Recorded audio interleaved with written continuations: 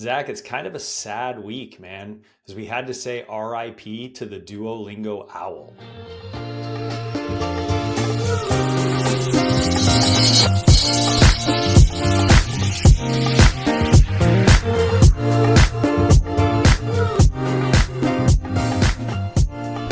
Not only that, Gabe, but we're missing a few guests on our podcast after the episodes with Remy and Janine, so it feels a little quiet with just you and I.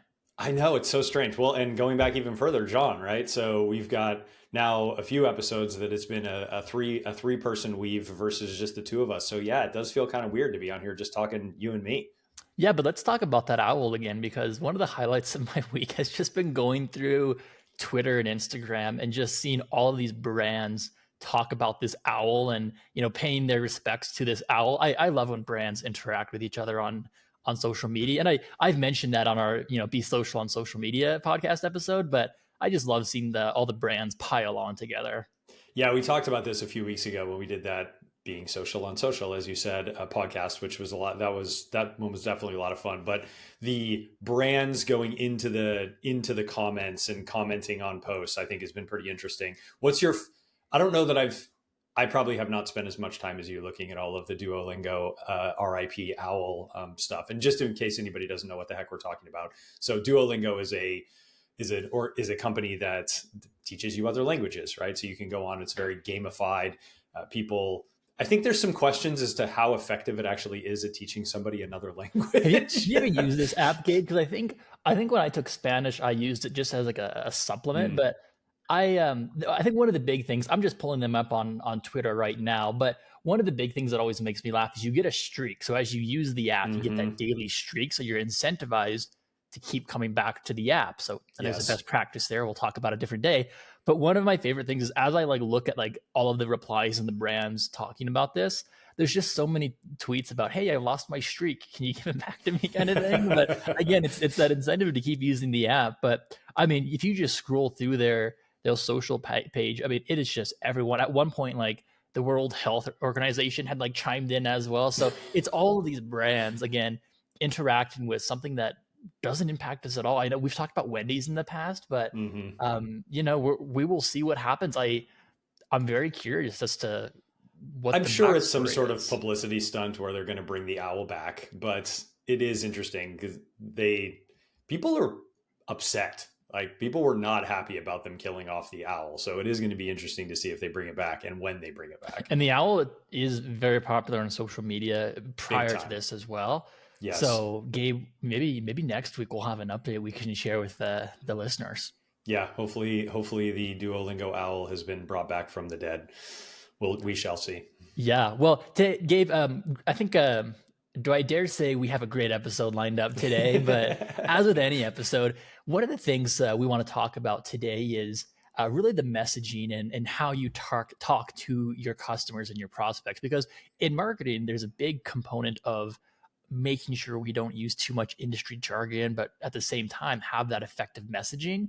And Gabe, we always talk about how much time we spend on broadband websites, websites of our customers to make these recommendations. And we've taken a lot away from this. And one of the big things we want to talk about is just that, what messaging are you using with the with your customers?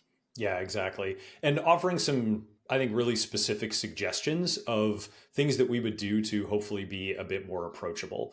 Again, Zach, this is something we've talked about before, and I dare say, we may spend more time on broadband service provider websites than maybe anybody. We spend a lot of time on those looking Is there a around at. trophy? Because like if you honestly think about it, Gabe, like who else is doing this? Yeah, it's probably yes. If there was a trophy, we would definitely be probably gold and silver. I don't know which one which one would get the number one spot between the two of us. But yes, we spend a lot of time doing this, and we see a lot of good things, and we see a lot of things that kind of drive us a little bit crazy. And again, that's what we want to just talk through today: is how do we become more approachable in the language that we're using to explain the service to our customers? And Zach, you mentioned just kind of general business. I think this is something that businesses in general fall into, whether it's a B2C business or B2B, I think really becomes problematic. when you're selling software, you're selling technology, hardware or something, we tend to be very detailed and technical in the words that we're using because we think, well, we need to be taken seriously as a serious business. And while that is true, the people who are buying your software or your hardware are ultimately that. They're people. And they want to be spoken to like an actual person, not a buyer at a B2B company who, wants to understand the latest technology. So while, again, Zach, this is something that's going to be mostly broadband focused, I do think there's some good takeaways for any business who's listening to this as well. Absolutely. And let's just kick it off with talking about industry jargon. Gabe, Yes. I know we are very bad at this internally. We don't do this with customers and on the podcast, I should say, but using those industry specific terms, I think we all kind of fall victim to this. But where it becomes a problem is when you're putting that on your website or you're putting it on any of your customer prospects facing material as well. So yeah, it just creates a disconnect between you as the company and your customer. So I think the big thing here to keep in mind is people like simple, familiar language. And I think it builds trust as well, Gabe. Big time. And to take that even a step further, Zach, I completely agree with you around the technical jargon. The one that really drives me insane is the acronyms. And, this is something that, again, we all sort of fall into. We tend to shorten things into acronyms internally, and then we start to use those externally as well. And it's just something that can be really confusing for people because they don't, unless you're somebody who works in this industry and thinks about this stuff all day, every day, you probably don't know what any of this means. The number of times I've seen FTTH or FTTX on a website just blows my mind, because to those outside of the industry, and even those listening to the podcast today from outside the industry, they probably have no idea what that means. What is an FTTH, right? No It's idea. fiber to the home or fiber to the prem. But the reality is people don't care about that. They care that the internet comes to their house and they have a good experience, right? So let's not be putting FTTH or FTTX on your website. And we've got some great examples to talk about here as well in a few minutes. But I think that's the one of the ones I see the most, Gabe. I see that a lot. And I also see, I'm sure you've seen this as well, Zach, where under like an internet service breakout of the website, there'll be a breakdown between fiber, copper, fixed wireless. And again, people don't understand what that means typically. So if you're asking people to make a choice through a drop-down menu of what service they want, that's probably too tall an ask for, I don't know, what would you say, Zach, 80, 90% of consumers out there? And to build off that, Gabe, they probably don't realize that one of those technologies is only available in certain areas. They can't have all three technologies in the same place. So there's added complexities like that too. And it just goes back to, what are you communicating to your customers? Mm-hmm, exactly. So one of the ones that you and I started talking about that really kind of kicked off this whole episode was residential, in that term, because I see that on, what would you say, Zach? Probably 95%, maybe even a higher percentage. It's a high number. I mean, like once you kind of pointed this out, I immediately went to some of my favorite broadband website, as one does, and was looking to see how common this was, and I was shocked at this. So what we're talking about here is you go to a broadband website, and usually in the header, there's a breakdown between different types of services that you might be wanting to buy. There's going to be a home page, there's going to be an About Us page, and then generally there's a residential page and there's a business page. I think residential, even that is too complex for people. What Zach and I were talking about was for the home or for the business, just being even dumbing it down another layer to say, rather than saying residential, just say literally, this is for your home. And if you're interested in buying internet service for your home, this is the button that you should click on. So I would love to see more BSPs moving to a for the home versus residential, which I think is frankly confusing right off the bat. I agree. I think, again, we work in industry, so it's hard to separate, but like, I know what residential service is. I feel like, a lot of people do, but I mean, let's be honest, residential versus for the home is absolutely going to be more personal. It's going to resonate better with your prospects and with your customers. I love that language, Gabe. I think that was a good call. That was probably one of the top 5 finds of the week. Well, thank you. I appreciate that. Actually, and now that I say for the home, what I actually like even better is for your home. If we're really getting personal and wanting to personalize the messaging and how people think about it, swapping out that the for a your, I think is even more interesting. Well, let's actually dive into that just a little bit more. So let's say we're on a website now when we're buying service. Gabe, we've often talked about how we have different use cases, how what you would buy is different from what I would buy. And one of the things that I kept coming back to was oftentimes on these broadband websites, you'll see like the bullet points that call out specific features within that tier, within that plan. And one of the ones you often see is low latency. And this one, like, it makes me laugh because who actually knows what low latency means? Again, outside of the industry, so think of your customers. And as someone, I wouldn't say like I'm a pro gamer. I've got my Xbox and I think there's an Alienware laptop behind me. So maybe I am, a semi-pro gamer, but instead of low latency, if I saw something like lag-free gaming, I mean, we're still talking about low latency, but again, we're using that familiar language that's going to, again, better resonate with the people buying your services. Absolutely. Well, and this gets to another example that I know I'm sure we've talked about it at some point before, but symmetrical versus asymmetrical. And fiber providers especially are really proud of the fact that they have symmetrical service and not asymmetrical service.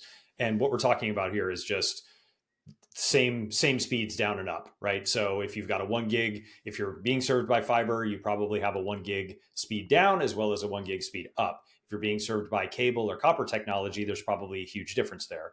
1 gig down and maybe 30 meg up. Or Takes you something back like to that. the early podcast days, Gabe, before I got fiber. Yeah, seriously. Yeah, when you had those crazy low upload speeds and it would take 4 hours to upload the podcast. Well, so there's a use case that's beneficial for you, but again, if we weren't working in industry, would we necessarily care about the term symmetrical versus asymmetrical?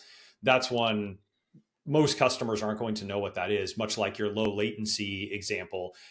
It cracks me up that in the broadband labels now, there's the latency and you have to put the, how many milliseconds. Does anybody know or care what a good level of latency is? Oh, it's like, 39 milliseconds versus 28 milliseconds. Like, oh my goodness, if I could only get the 28 millisecond internet, I would definitely pay more for that. Like, just I God, the imagine broadband somewhere labels out there drive me there's insane. there's a subscriber calling their broadband provider talking about you said I would get this and I'm getting this latency, but I think that's good. I mean, we're not deploying satellite internet here, right? So I think that's a Right. funny call out within the broadband label.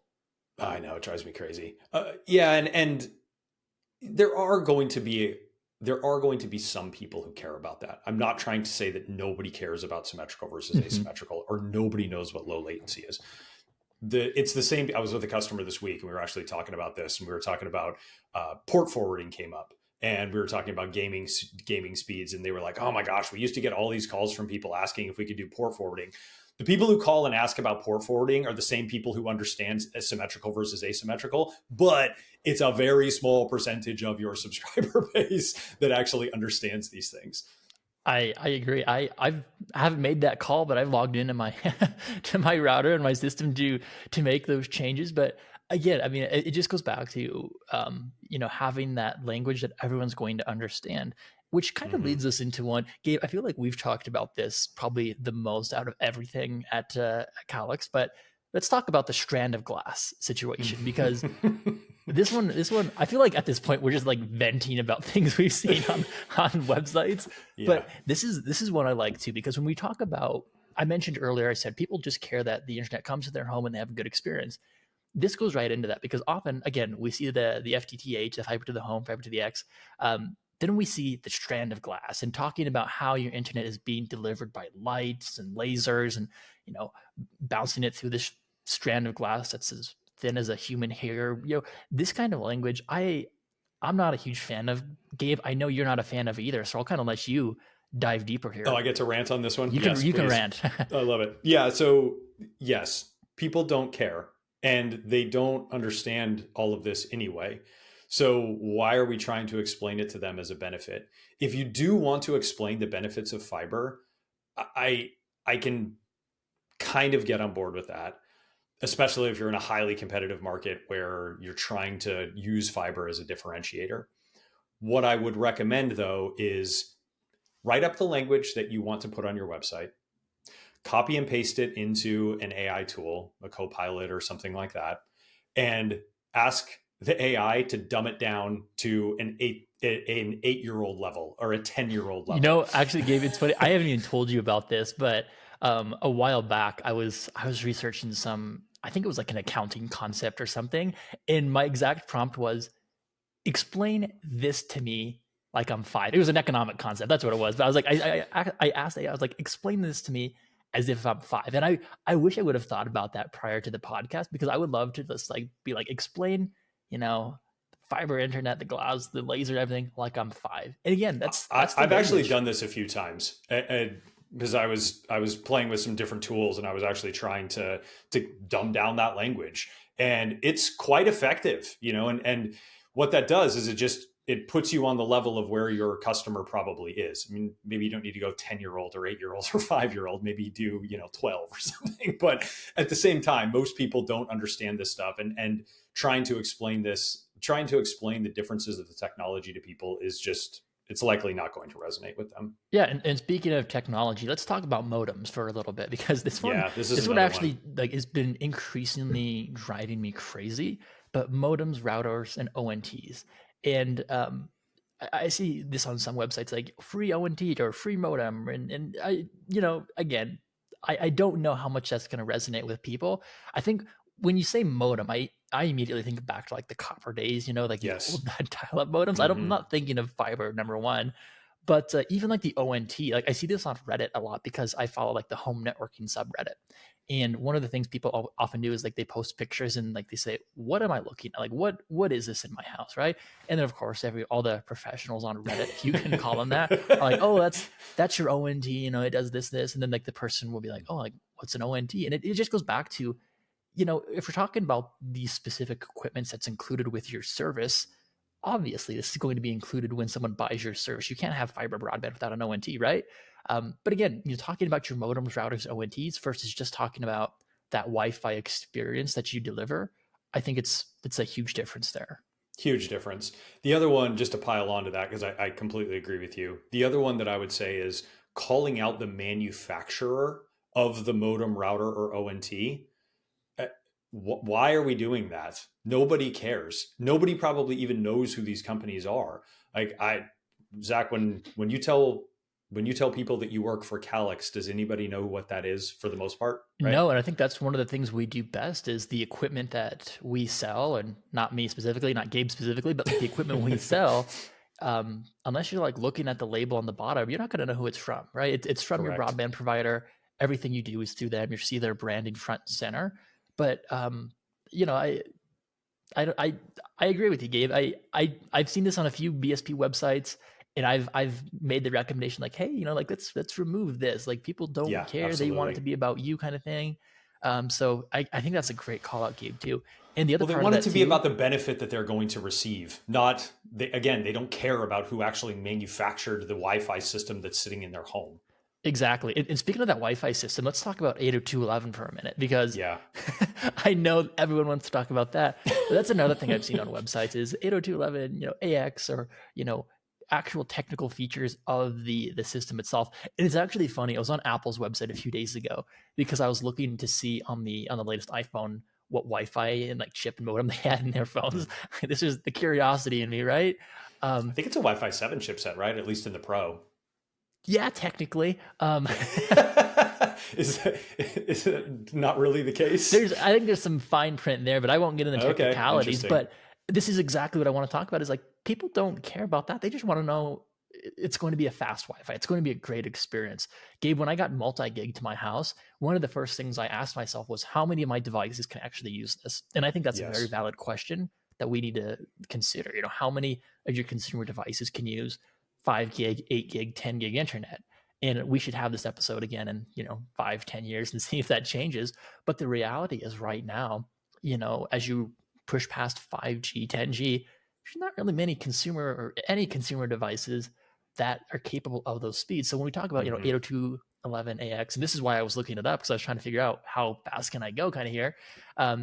People don't care about those technical features or that page on Apple's website that just showed the Wi-Fi specs for every product they've ever made. They just want to know it's a fast experience, it's a great experience. You're going to have the connection and the coverage you need. People don't care about multi-user MIMO. Come on, man. I mean, I thought like, everybody let's cared be about honest. that. Like, I was curious, but Gabe, how many like rabbit holes have I gone down that no other consumer This or is true. even people in the industry would? But that's enough And about. this actually is where I think broadband service providers in general have actually done a pretty darn good job of switching some of that conversation to whole home Wi-Fi.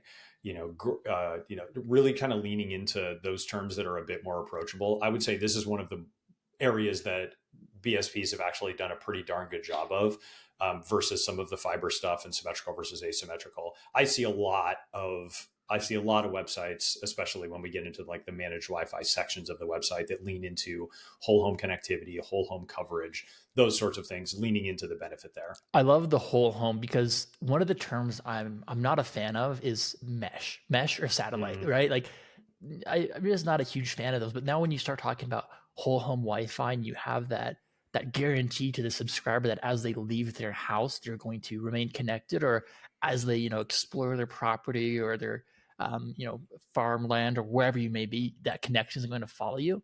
That's a much different story, in my opinion, than saying, "Oh, here's a mesh satellite." Agreed. Well, and now, unfortunately, with satellite internet becoming more of a thing and going to become more of a thing as we move forward, that's a term that's going to get confusing for people, because people are going to go, "Oh, wait, I thought this was fiber, but you're saying there's a satellite," and that's something where they're going to get confused because, again, most people don't understand the intricacies of that conversation. Well, Gabe, that's obviously when we start talking about the 5 gigahertz or the 6 gigahertz backhaul to the residential gateway, right? Yeah, absolutely. Throw in Yes, some well, additional totally. jargon. No, whole home Wi-Fi, coverage for everywhere you'd need to be. But that's enough about broadband for now, because I think we've just gone through every broadband pain point we've come across on websites. But Gabe, looking at other industries, I have a few examples I wanted to talk about as I was thinking about where else do we see this. And one of the things, of course, we just bought cars, so one of the things I kept seeing was like the tech package on cars and how it has like this rear cross traffic alert system and blah blah blah.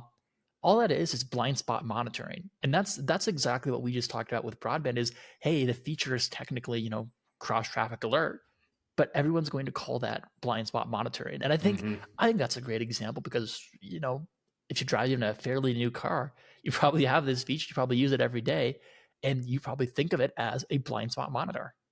I love that example. I think that's a great one. Adaptive cruise control is another one that I feel like is a bit confusing. So it doesn't really, like, it sort of explains what the thing is, but it doesn't totally explain what the benefit is that you're getting out of it. I got it on my wife's car when we purchased her a car a few years ago, and then I have it on the Tesla as well, and I love it on the Tesla. I hate it on her car because it barely works. It drives me crazy. But that's another one where I feel like they haven't necessarily nailed that one on what the actual benefit is for the customer. Yeah, the auto industry is just weird to begin with. Like my current car, I'm still waiting 2 more weeks. My new car, but my current car has radar cruise control, and like that makes enough sense. But I mean, it's still one of those things where how do you explain this to your average consumer? And I Mm-hmm. think the whole blind spot thing was a great example. The Yep, other agreed. one, banking, and this one's just unique because the banking industry is just highly regulated and Mm-hmm. whatnot as well, but they have the transparent fee structure. And Gabe, I know we've talked about banking apps quite a bit and what that user experience should look like, but transparent fees versus no hidden fees, I think we see no hidden fees a lot, and that's pretty self-explanatory in my opinion. Yes, it's very apparent what that is. That's There's much there's more no guessing. ironically transparent. Yeah, no, that's yeah, no unintended there, but I think that's the baking industry. Gabe, anything else you can think of here? We talked about cars. One of the things with cars I really wanted to talk about, but like I'm not like a subject matter expert, but was like all-wheel drive. Like we all know what Mm. that is, but like what the technical term was something I can't even remember now, but something with the engine. But that, I mean, if you think Well, about and going out again, in your life, what's the benefit to having that, besides getting to say my car has all wheel drive, like I actually went from a car that had all wheel drive. So my previous car was an Audi. It had all wheel drive. My new car does not. And I don't know that I've noticed a wild difference in the experience that I just have when don't driving come that visit car. in the mountains when it's snowing. You may have a different thought there, Yeah, but fair. Yeah, but again, fair. the thing you said there is nobody really goes around talking about, oh, I've got blind spot monitoring, I've got all wheel drive. Like it goes back to broadband. I've got 5 gig. I've got 802.11ax. Like these are things that consumers are not saying. No, they are not. No, that is for sure. So as we don't want to just rag on stuff here, Zach. Again, I'll we say want it's a Friday. We record this on a Friday, but we've just been like ranting for the past 20 minutes. I don't know. I think it's from the Muppets, but like it's the two guys in the theater, the oh, two old the guys in two the old theater. guys. And Yeah, I that's said this basically to the us. success team like a couple weeks ago. I said, this is going to be Gabe Ryan, the podcast in 10 years. But Big bushy eyebrows and yeah, just but let's yelling actually about talk stuff. Yeah. about the action here, the best Yes, practices. So let's we've do it. talked about everything people are doing wrong. Well, how do we fix it, Gabe? Yeah. Let's turn this into a positive note, Zach, and talk about the things that we can do to do differently, to be better here. So how do we improve the messaging? What we need to do is speak to the customer's experience, not the technology that is delivering that experience. Again, let's just go back to that all-wheel drive example you were just talking about, Zach. You're not going to drive off the road and die in a fiery car crash. That's the benefit that the customer is getting out of all-wheel drive. Or you're going to be able to hug the road when you're driving on when you take your car out to go drive on a Sunday afternoon. Like that's the benefit that you're getting, not necessarily the all-wheel drive technology that it's described as. So I think, again, flipping that to think about what's the actual experience that the customer is going to get out of this, not the technology that's delivering that experience. I mean, where I live, Gabe, it's all-wheel drive, and you can, get your car out of the driveway in the middle of winter. That's There you go. that's the Don't get experience stuck. everyone wants. Gabe, you mentioned AI a little bit earlier on, and using that to explain things. And one of the things we've done as well is pulling in reviews. So, do you want to talk about how you can leverage AI to analyze your customer sentiment? Yeah, so this is one where it's really about using your own customer's language to explain the benefits. So there's nothing better than using your own customer's language and the language that they're discussing about your product. So how do we find that out? Well, we can go through and look at reviews. AI has made it a heck of a lot easier to do natural language processing around reviews. Now you can export all of your Google review or your reviews out of Google or other places, throw that into an AI engine, a Copilot or whatever, and start to ask questions of it. What are the common benefits that my customers are talking about? What are the common words that they're using when they're talking about my service? And this is something that's just become much easier over the last couple of years as the AI technology has really advanced versus actually having to go through and read all of the individual reviews, which was kind of a nightmare. So again, if you're trying to think about what words can I use to explain the benefits and the features of my product, actually go through and find out what your customers are saying about your product and then start to leverage that in your marketing. Two comments on that. Number one, if you've used Google reviews lately, I just did this last night, Gabe, when I was talking to you about moving. Google will actually call out like key keywords within the review page. Like you can see people who are talking about price, experience, an install technician. Like Google's going to pick up what themes your customers are talking about It's a great and point. call that out right on your business page either way. So you'll have access to this within 5 seconds on a Google search. Mm-hmm. The other thing I want to talk about with reviews is going back to websites and the testimonials. Gabe, we are big fans of social proof, of sharing those positive customer experiences with everyone, right? We want everyone to know you're the best. That's what we want to do. Yes. And one of the things we've done in the past is put these ideal best customer reviews on our website that rave about you. One of the things I've seen lately is people talking about, well, who was leaving that review? So, Jane Doe just left this awesome review about our services, but who is Jane Doe? So beneath that quote, you might say, oh, Jane is, a mother of 3 kids who are, gaming and streaming and, busy on the go kind of families, but it's going to tell people reading the review more about who left this review. And when I read these reviews, one of them was about someone who had like 8 Xboxes in the home and like all this crazy tech. And I'm like, well, number one, I'm jealous because like that's who I'm competing with. But I saw myself, in that review. So when I went back to, buy this service, that's the review I was thinking of. And I think this is great for your prospects as well. What persona, who are they going to align with? Because not all customers are the same. So seeing this review and being able to resonate with someone who also is a customer, I think that's a fantastic way to approach those customer testimonials. I loved the testimonials that you sent these examples that you sent over. I thought this was so brilliant. As you said, we're huge fans of social proof. It is really important to have that social proof on your website so people know you are delivering a good service. But personalizing that is a whole nother level of, like you said, this is a mother of 3. She's worried about, what her kids are doing online. This is somebody who's a technology adopter. And you could even take that a step further. And I know one thing that you and I love as well, Zach, is custom landing pages that talk to the specific products, tie those specific reviews to that landing page as well. So if you have a gaming landing page or a remote work landing page, make sure that the reviews that are on that page are from people who are seeing that benefit. So that's a great way to tie that together. I would love to have, again, like Jane Doe's review on your website. You click into it and it's like a whole landing page dedicated to meet Jane Doe, right? And then like amazing. Someone can steal that. We're on the podcast talking about these best practices. Let's try that out.